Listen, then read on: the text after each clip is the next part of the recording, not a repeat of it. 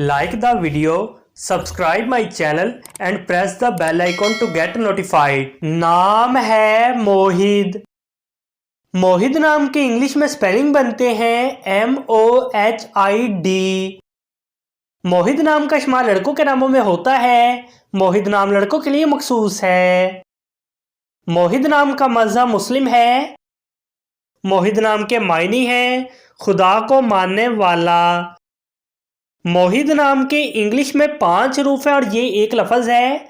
5 words and 1 letter. Moeed नाम के उर्दू में 4 हरूफ है और ये एक लफ्ज़ है। अपने नाम का मीनिंग जानने के लिए कमेंट बॉक्स में लिखिए। चैनल को सब्सक्राइब कीजिए, वीडियो को लाइक और शेयर कीजिए। Thanks for watching.